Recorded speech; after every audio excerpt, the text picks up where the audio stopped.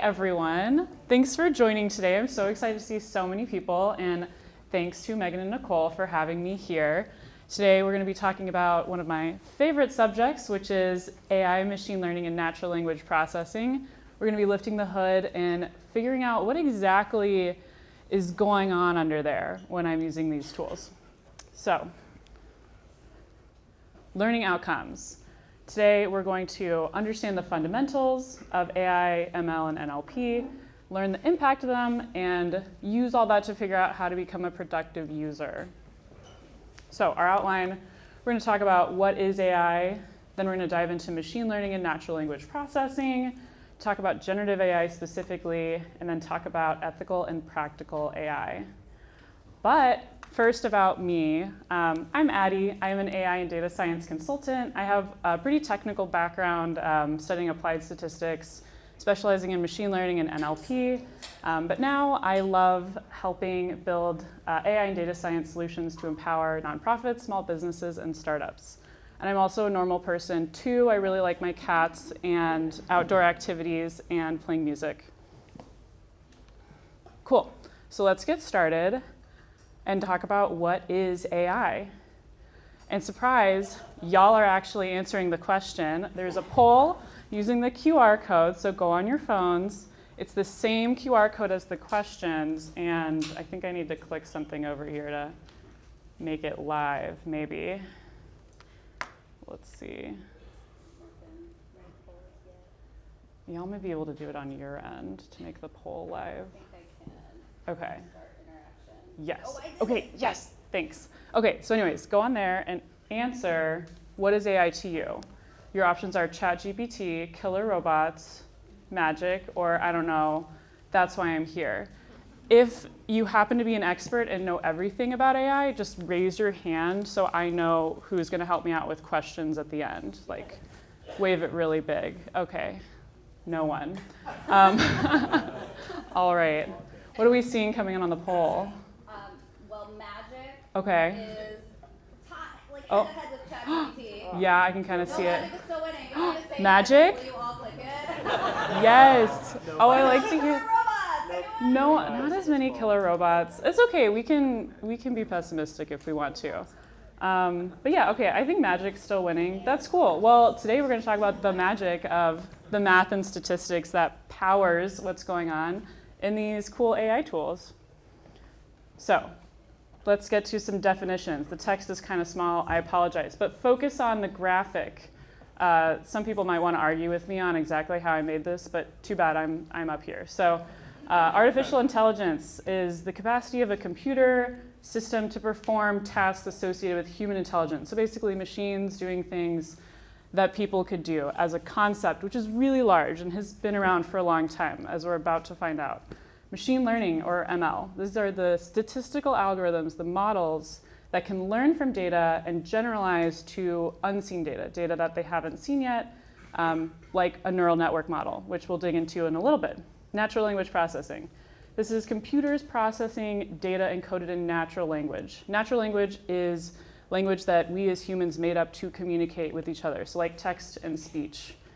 And it's just kind of a fancy term for it, I guess. But anyways, large language models. So these are neural network models with lots of parameters trained on lots of text. And we'll dive into what some more of these vocab words mean more specifically later. And generative AI, which is kind of this like overlapping, it's in AI, it's in machine learning, it's in natural language processing. Large language models are also kind of in there. But this is models trained for generative tasks. So that's producing new things, so generating new things like text, image, videos, or other forms of data. And now, yes, mic closer. Thanks for the feedback. Okay, cool. So a very brief history of AI.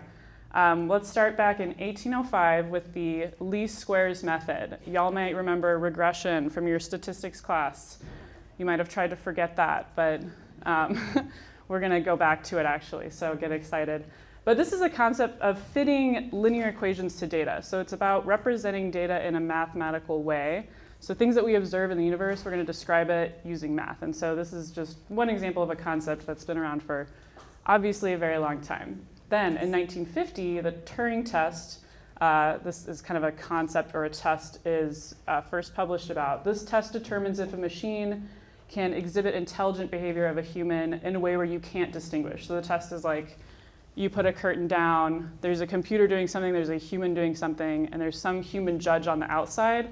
If they can't tell what is the computer and what's the human, it passes the Turing test. So this is, again, kind of that concept of artificial intelligence. We're kind of starting to think about this scientifically in this era. Then the 1970s, AI winter. So we have a lot of math, a lot of machine learning methods, but we're not finding them to be very effective. There's kind of some pessimism. So it's kind of like, we're kind of making some progress, but we don't have all the pieces to quite make it work. And then in 1986, back propagation is rediscovered. We'll talk about exactly what back propagation means in a little bit, but this is kind of a cornerstone machine learning method, and this kind of spurred a revival in research in this area. People started using this concept to build knowledge representation. So representing a lot of knowledge or text, again, mathematically via a statistical model. Skipping forward a little bit, 2012, deep learning advances. So this is more widespread use of neural network models for prediction, classification tasks, and really big advances with text and image processing.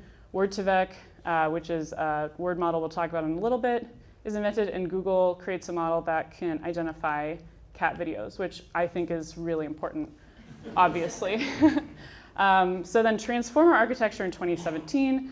This is kind of an architecture or a blueprint for how to train modern day large language models. It's more efficient than some previous neural network models. Uses this mechanism of attention to decide what words or terms are more important or less important. 2022, OpenAI launches ChatGPT. We're probably all pretty aware of this.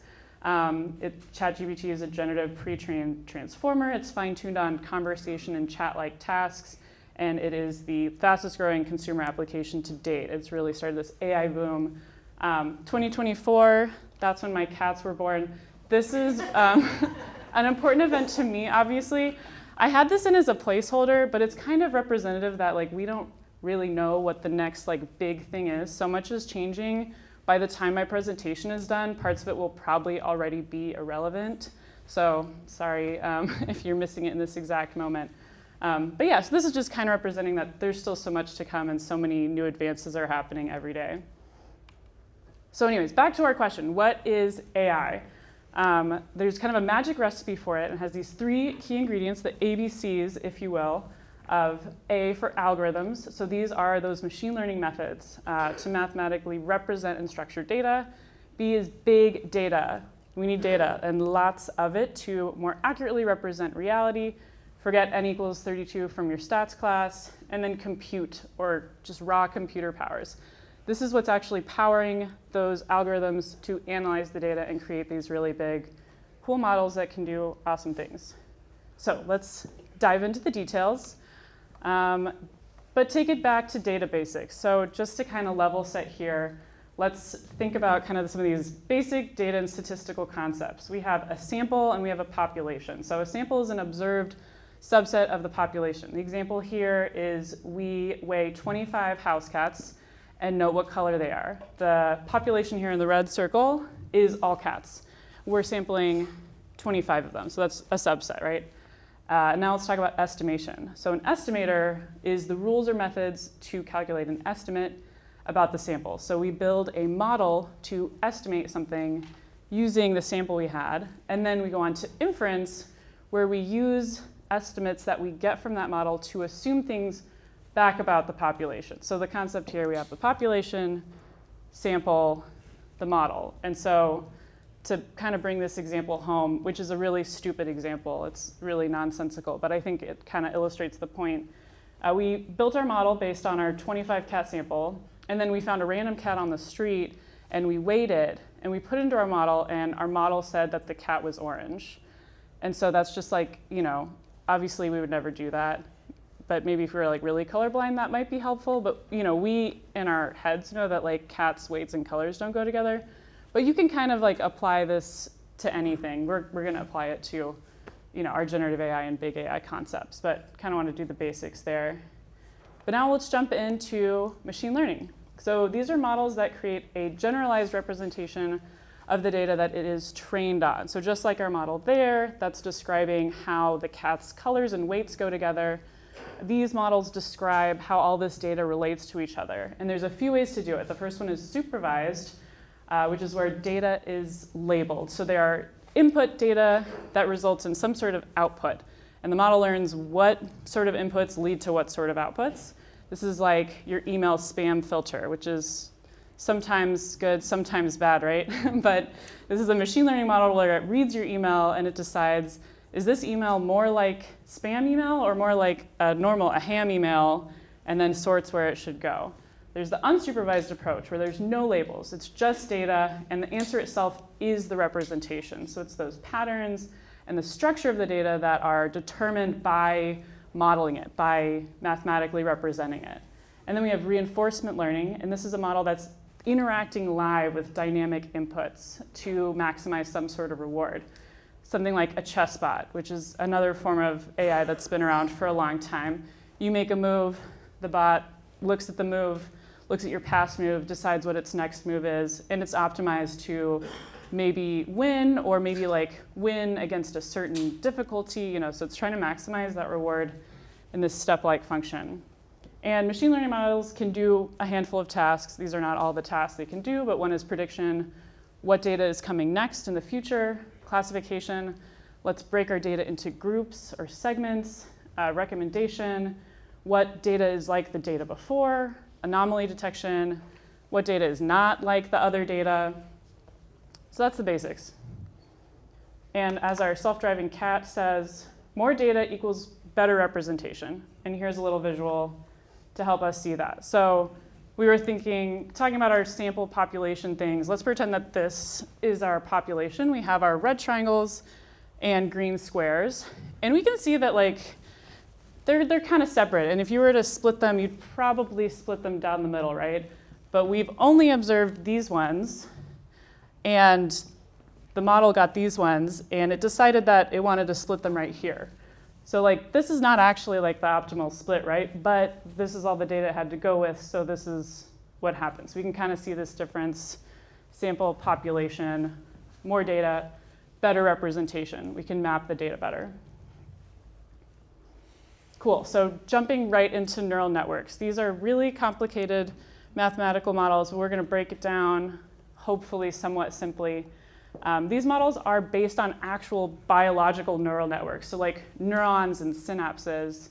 And these models are great because they can model really complex relationships. So if we remember linear regression, that we can put a line on some data, but not a lot of data is described well by a line.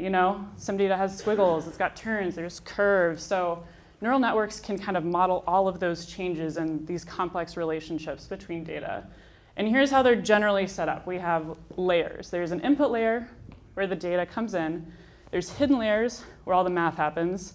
And then there's output layers where kind of all the answers or the output is. And so inside the hidden layers, we have weights, we have activation functions. So these activation functions are like mathematical functions. So you put in an output, do some math, get the output.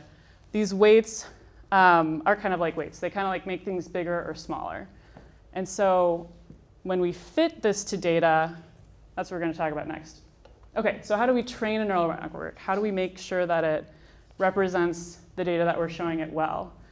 So in general, the more nodes and hidden layers, we're also going to call them parameters, the more complicated the model can be and the more complicated of a shape it can fit to the data.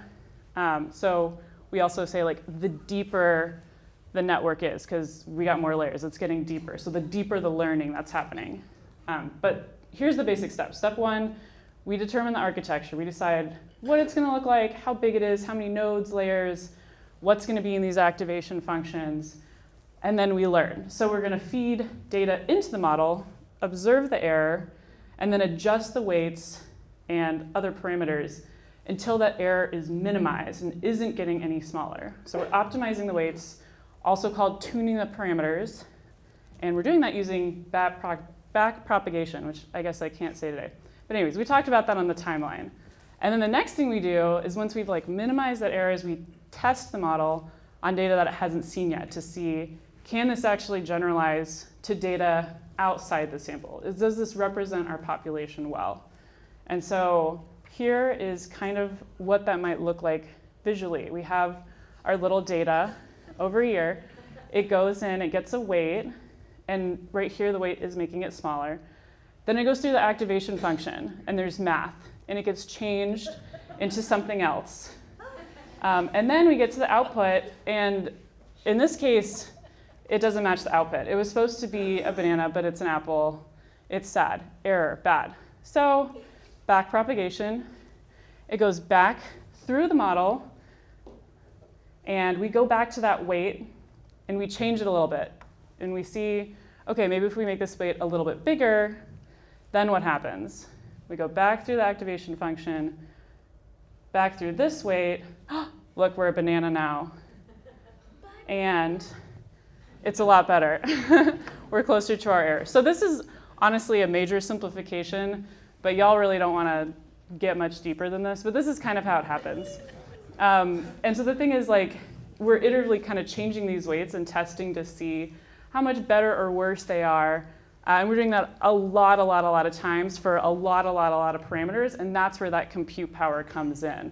We need computers that can like handle doing a lot of processes over and over again at a large scale to be able to do this efficiently and do all this math. Cool, so back to basics. Take a deep breath. Not too complicated anymore. We're gonna talk about qualitative and quantitative data.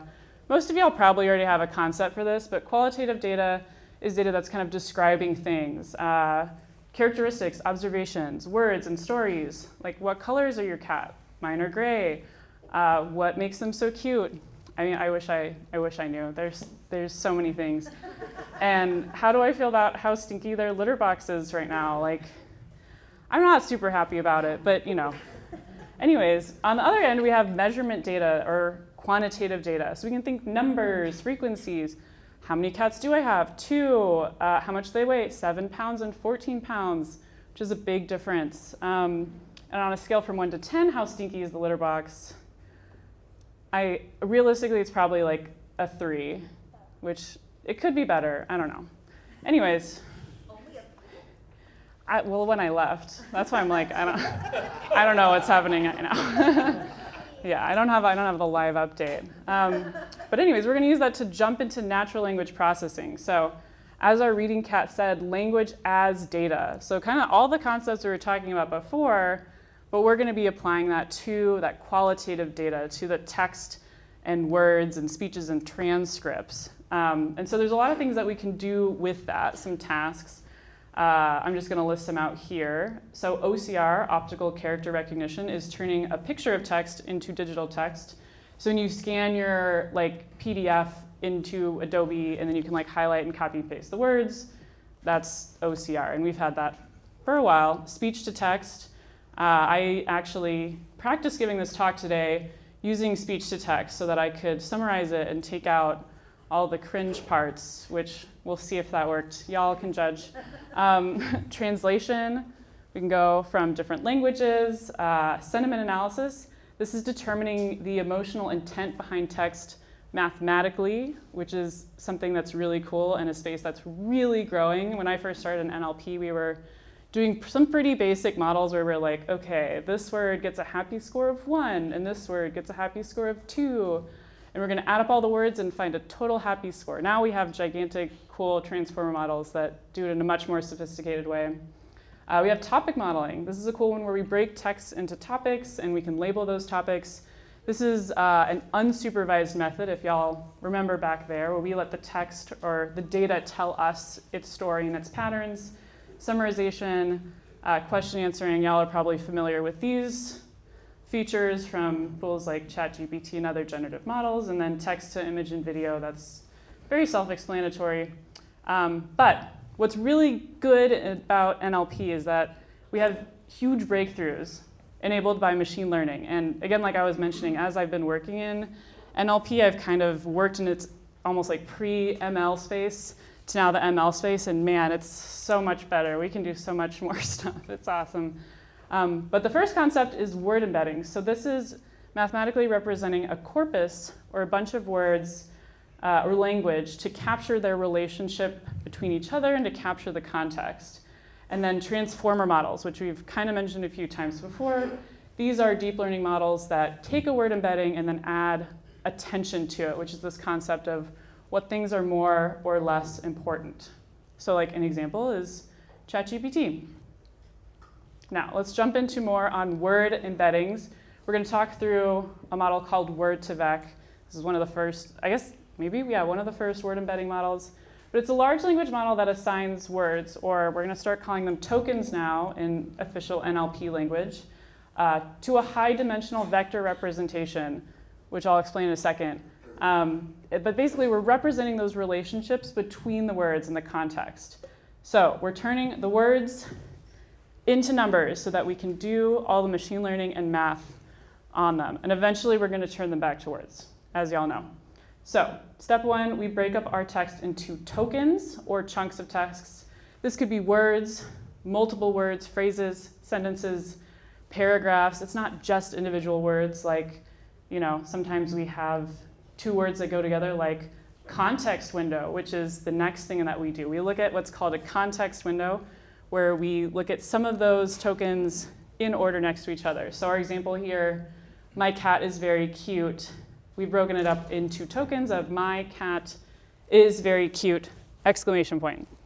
And so we're gonna look at the tokens in the context window, which is my cat is. Our window is the size of 3 right now. Then we're gonna build a neural network model using the first token, and we're gonna use that to basically predict, position-wise, predict the other words. And then we're gonna do that for all of the tokens in the window, and then we're gonna move the window over and then do that for all the tokens there. So that's a lot of small neural network models, depending on how much data you have. So a lot of math. And then we have all these models. We have all those weights, remember the weights from the models, and we're going to use those weights as vector representations. And what does that mean? It's not vector from Despicable Me, but it was too fun to not put these GIFs here. So here is vector representation. Vector is basically plotting a coordinate. So right here we have an example of 2D space. We have X and Y, and we have our characters here. And so we can talk about our spinning cat here has this vector, or this Y coordinate here, and an X coordinate. Our little kitten has a different X and Y coordinate. And then our dancing dog and our puppy, again, unique coordinates, unique vectors that are representing where they're sitting on the space. But as you can see, they all relate to each other in this space. So the cat and kitten relate to each other this way, the dog and puppy relate this way, and then these also relate and these also relate. So you can see like these concepts are relating to each other mathematically in space. And so like also like, these are our like animal concepts. We might also be mapping other concepts like at like books or something, but maybe they'd be like way over here in space. So these are the vectors. We build the models, we turn the numbers into vectors. But there's a lot more than just 2D. Think like 12,000D. You can't really imagine it. But you can, you can store it on a computer. But not in real life, not in actual physical space. But in the digital realm, it can exist. So very detailed coordinates for all of these tokens and words, where they are. Like these words are similar. They relate to these words in these ways. And we're like getting all these relationships together. Cool. So that brings us to generative AI. So exciting. And now we're going to lift the hood, and it's cats, obviously. You knew it. So we're going to start with some of the concepts. So transformer models, like we talked about before, these are taking those word embedding models and adding attention to amplify the signal of more important words. This basically kind of supercharges the models and makes them more productive. So in this example here, with our sentence from before, my cat is very blank, we're trying to predict the next word. The most important words needed to predict that are probably cat. Maybe next is the word my, and maybe very, but the word is not actually super important, right? Like the word is in all sorts of sentences. It does all sorts of things. It's not going to really tell us much about what that next word is, right? So transformer. Now GPT stands for Generative Pre-trained Transformer. This is a neural network transformer that's trained on lots of natural language data for the task of generating new language. And this is basically using words that come before to generate and predict what the next word should be. So again, my cat is very blank. A generative model could come up with the new word and basically try to tell you what that might be. So then there's chatbots. Now we went from transformer T to GPT. Now we're going to ChatGPT. This is a GPT model that has been fine-tuned using reinforcement learning from human feedback, which is a fancy phrase that means lots of humans spend a lot of time judging the model outputs and aligning them with what they wanted them to be. So remember back to reinforcement learning with the chess spotter self-driving car, we're getting that like immediate feedback and updating from there. And also for ChatGPT models or other chatbot models, they used a lot of data specifically in the chat format, where in this case, OpenAI had a lot of people playing both the chat model and playing humans and coming up with these conversations and then feeding that into the model and further training it on that. So it got really good at understanding what this back and forth chat dynamic looks like and kind of baked that into the model. So now we're going to dive into the actual architecture of what's happening inside the transformers. There's an encoder side and a decoder side. And I'm just kidding, because that's super boring. We're going to do a live demo instead.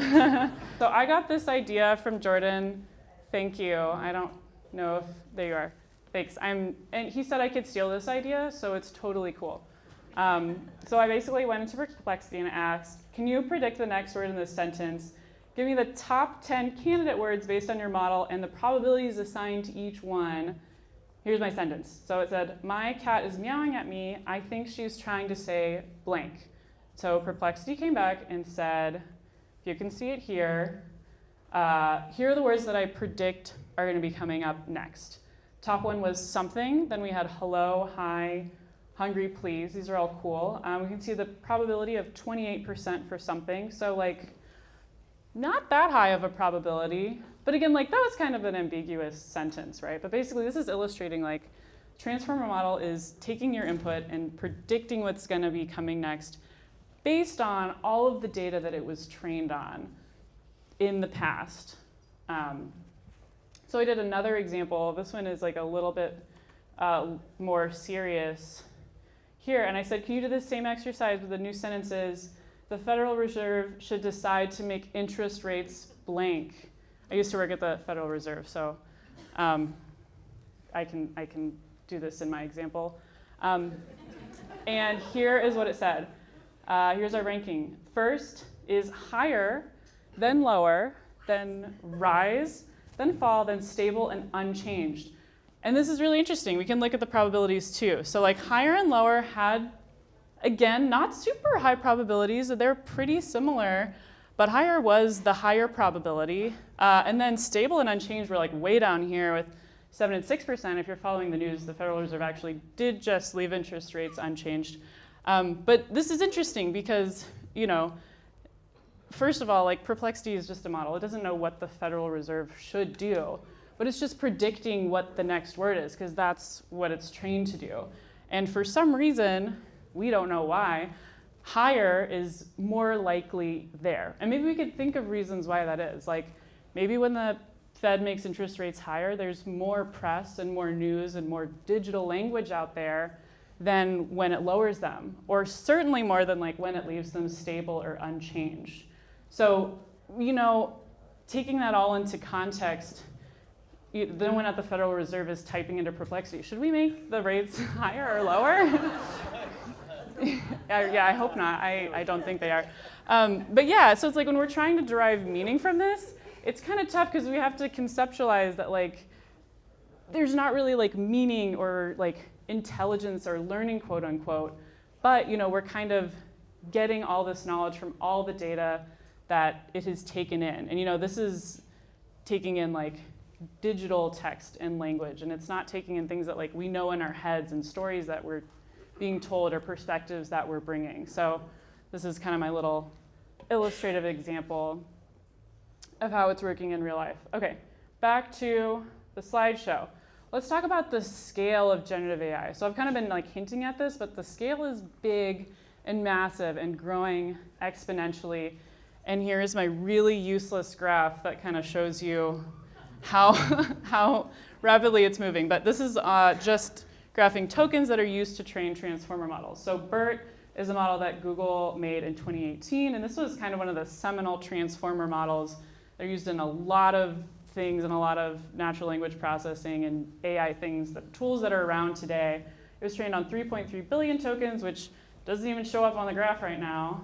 It was trained on all of English Wikipedia and all of Book Corpus, which is a bunch of books that are available online.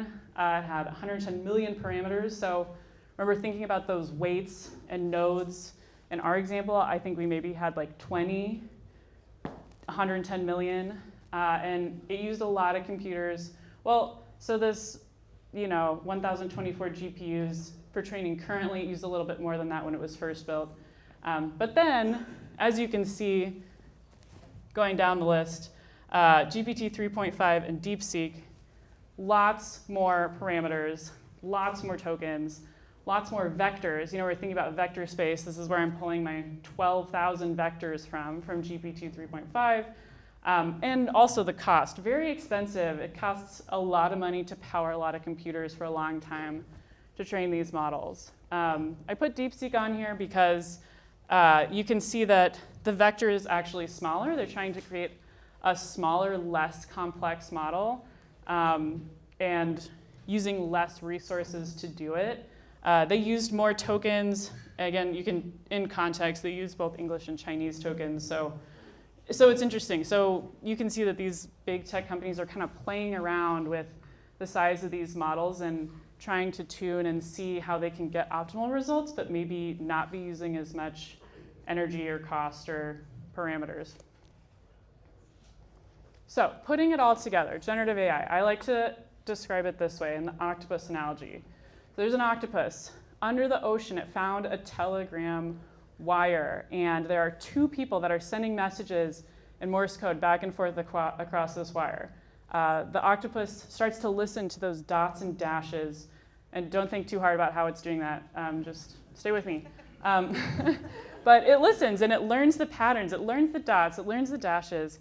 And then at some point, one of the correspondents goes away, and the octopus notices that some of these messages are going unanswered. But it's like, oh, I know these dots and dashes, and it starts mimicking from the same patterns that it learned before of dots and dashes, and it jumps in and pretends to be that other person doing the dots and dashes.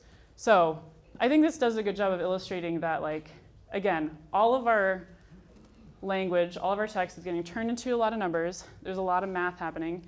Then it's getting turned back into language again. So it's kind of like this octopus, it's not even learning English. It's just learning or whatever language they're communicating in. It's just learning Morse code, and it's under the water.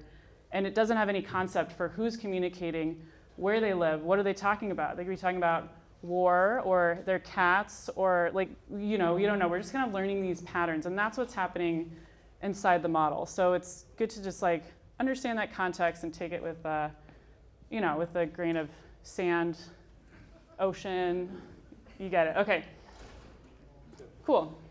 We're gonna skip that. I made a really cringy video. I did a in my previous text to video example where I typed in the octopus analogy and I said, make a TikTok for me, and it made one, and it's bad, but I was told not to do anything with sound today, so I'll send this slideshow out and you guys can watch it for yourself. So exciting. I am so excited for this. Yeah, it's bad and good in a lot of ways.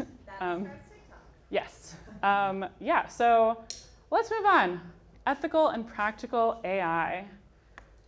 Adverse outcomes. Oh no. Okay, quick hot tip. you're legally responsible for any materials that you create or any decisions you make with AI. So just putting that out there. AI can be a great tool and assistant, but ultimately, if you're doing something with it, it's still on you. But yeah, some examples of things that can go wrong. Apple and Goldman Sachs came out with the Apple Card, you may remember, in 2019, and it was really sexist. It offered lower credit limits to women pretty much automatically, like despite their creditworthiness. And when people started complaining, Apple said, wait, but the model doesn't see gender. And what they've done is they actually took the gender data out of the model. But the data that they trained the model on was historic data that was pretty sexist in itself. And the model found ways of modeling that sexism in using proxies, like someone's name, maybe where they went to college, like things that were on their resume, all the other cool data that Apple collects from you on your phone. And so we'll kind of get to this later and keep coming back to this example, but yeah, it's not great, and leaving things out is usually not the answer. More awareness is the answer. You might have seen this next one in the news. The National Eating Disorders Association had an AI chatbot that started offering harmful dieting advice to people. Not good public health-wise or reputation-wise. And there's been a lot of studies and research, a few are linked here in the presentation, that show that AI-powered facial recognition has higher error rates for women and people of color. Also not good. You can imagine if we're trying to start using this technology in like the judicial system, not gonna be great, not cool unless we're on top of mitigating this. And you know, as far as like social outcomes that are bad, also money and legally can be bad. New York Times is suing Microsoft and OpenAI for up to $450 billion for allegedly using their data without their permission. So that could have some big ramifications. And there's tons of other lawsuits like this right now. This one just had like the biggest price tag on it, so that's the one I pulled. And I'm also a victim. ChatGPT misgendered me last week. I asked for a little one-liner pitch, and ChatGPT said he's the rare AI expert who not only builds real value-driving solutions, but actually speaks your language and understands the business risk behind the buzzwords. And I was like, oh, of course, this is what happened. ChatGPT doesn't know that I'm a she, her. So let's talk about bias. First, we're going to talk about bias in the statistical format, because this is how, as a statistician, I first think about things. But we're going to talk about the bias-variance trade-off, kind of going back to the model. So bias is what we think of as error, things being wrong. We're not accurately describing what's going on. So you can think of this target right here, we're off the target, you know. Variance is error from sensitivity to small changes in the data. So it's kind of like not being specific enough. The target here, we're like around the target. It's actually kind of hard to see, but we're like not on it. We're like in the right zone, but we're not like hitting it. And so this trade-off, which is described by this graph here, has to do with model complexity. The more complex the model, the lower the bias is. We're describing our data way more accurately. Our model is huge, it's really complex. We're mapping out every single relationship that there might be. But the variance does get higher. We might be overfitting to this data. We're describing this data in our sample super well, but in a way where we can't actually generalize out to the population that we're trying to describe. Another way too, you know, if our variance is super low, our bias is going to be super high. We're not going to be super accurate. So thinking back to that scale slide, I'm not going to go back to it, but these models are huge. They're really complicated, and they're almost kind of like a throw everything at the wall kind of solution.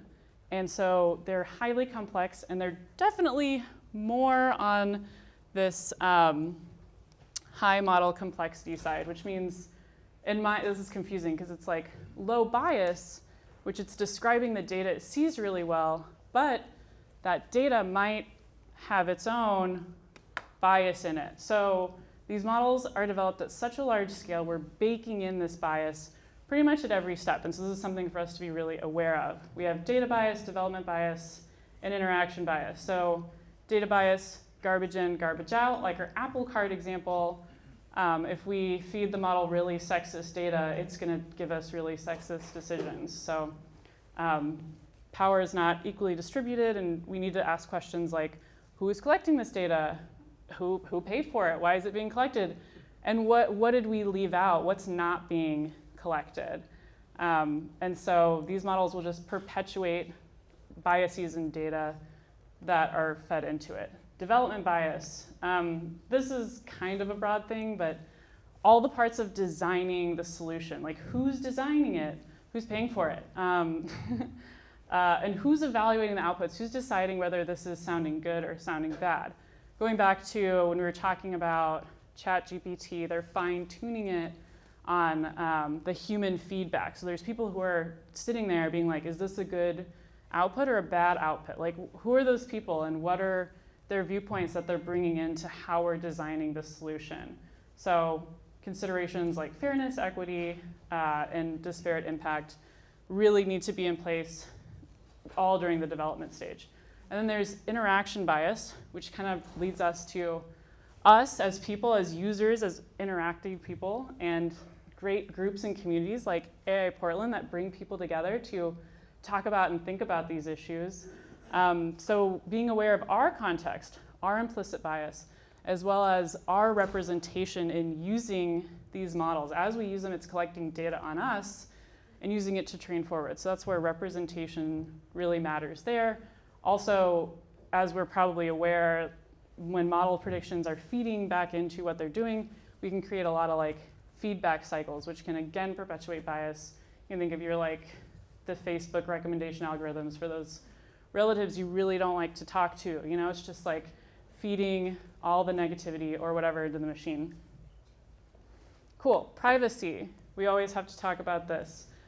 Not going to spend too long here, but don't supply any proprietary, sensitive, or PII, personal identifying information data, to generative AI models, because that's generally illegal. Don't do that.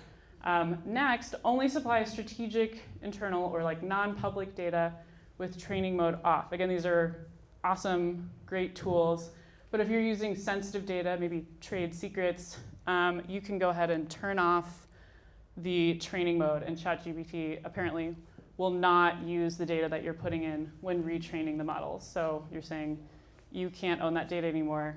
Yeah, and here's the little tab on how to do it. It's like, improve the model for everyone. It sounds so nice. And you're like, no, don't improve the model for everyone. Not with my sensitive data. This could be a whole talk in itself, but we're going to move on.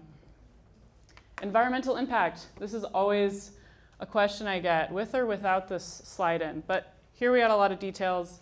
Yeah, a lot of computers take up a lot of energy, which results in a lot of carbon emissions. And also a lot of water is used to power the data centers that drive and do these generative AI models. So one stat here is like a single query is estimated to consume 5 to 10 times more electricity than a Google search, but you probably have known if you've searched Google lately that you're getting almost generative AI like answers. So it's almost like that era is almost gone where we're just gonna have like a straight normal Google search, which is cool because sometimes the answers are better, but not always. But here we have a chart that really kind of breaks it down so we can visualize this. And a good thing to note is there's a difference between training and inference. So training the model, doing all that math, getting all that weight, versus like using the model, asking it a question, the model's already there, we're putting it through, pretty different impact. But so you can say training a model, the equivalent carbon footprint was about 112 cars per year for GPT-3. Inference, if we're doing 50 to 100 requests a day, that's about the same as charging a laptop 5 times. So it's not nothing, and as you can see, this technology is scaling rapidly, so the impact is also scaling rapidly. And there's also a lot of really cool stuff in research that's being done into mitigating and kind of working with these things.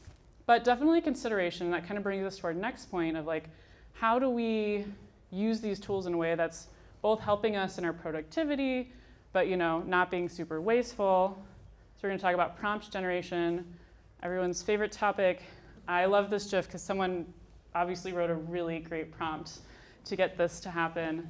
But yeah, the basic tip here is don't assume that the tool is understanding your implicit context or your references that you're not clearly stating in the prompt. So some guiding principles: clarity and conciseness. Prompt should be direct and precise. Contextual depth, so providing enough context about who you are, who is this going to, where is this going to be, where are we in the world, what part of time are we in, and intended outcomes, being really specific with what you're wanting back, so you're not like, oh wait, that was way too much, I only wanted 2 bullet points, and now you just like, just half a liter of water on your 500 pages that, not 500, 500 words that got generated. Some advanced techniques like few shot learning, so providing actual examples, like here's an example of a flyer that I made before, can you adapt this for this thing? And these models do a really good job of mirroring and, like we just talked about, learning from things that they're presented with. And then iterative refinement, so kind of like starting with one thing and then doing prompts to kind of refine down more to exactly what you're looking for. An example here is like, instead of write a post about cats, you could say, write a 500-word blog post about how cats can positively impact your well-being, as if you were trying to convince your mom to let you adopt one. Cite your sources and keep the tone light. This is really specific. Obviously, I tried this. I didn't just write it out for an example. And it was pretty good. I think it could convince most moms.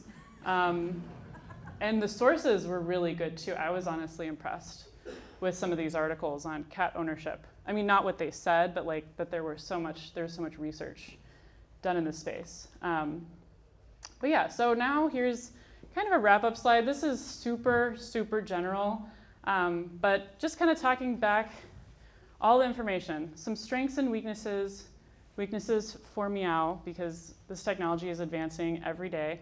But strengths, data and context it was trained on. I feel like that's kind of all I have to say.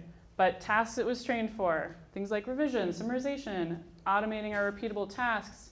If you come to my workshop tomorrow, we're going to be automating repeatable tasks with AI. More information on that workshop in like 1 or 2 slides, or you can come talk to me later.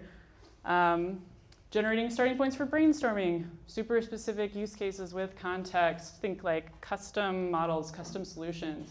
You have a custom knowledge base for your organization and you want to build a model that really understands what that is and can help you answer questions or do cool things with it.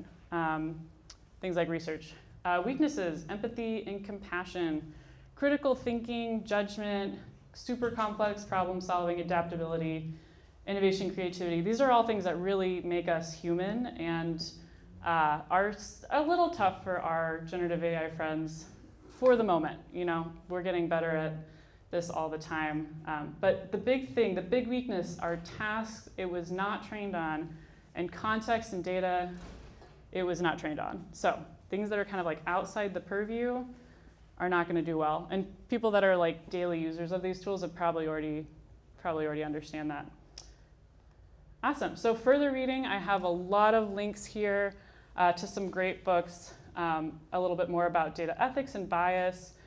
This Week in Machine Learning and AI is a great podcast if you want to like stay up to date. It's like pretty technical, but it really keeps you up to date. They got a lot of great stuff on there.